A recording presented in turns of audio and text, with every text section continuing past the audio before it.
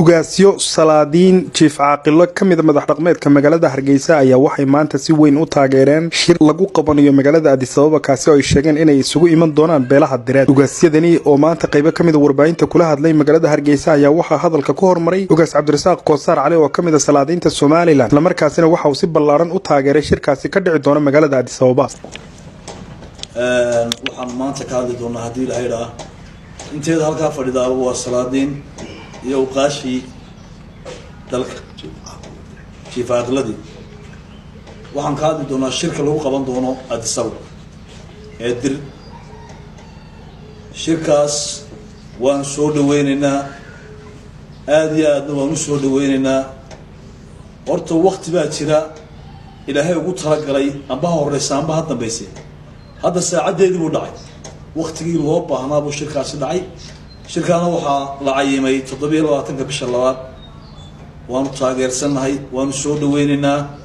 aad iyo aadna waanu soo dhaweynaynaa. salaadiinta kale iyaguna goobta ka hadlay ayaa waxay si weyn u taageereen shirkaasi lagu qabanayo magaalada Addis Ababa isugu iman doonaan beelaha direed iyagoo hadalkaasi u kala dambeeyay waxa hadaladoodii kamid ahaa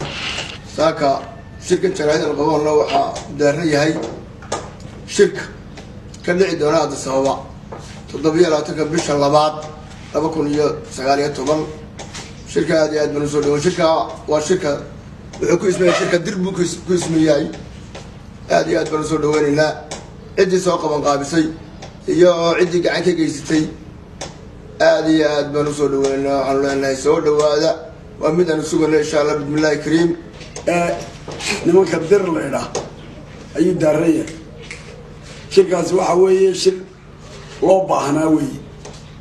oo chaanis loogu baahnaana lagu shaaciyay insha Allah aad baa loo saadaalinay 27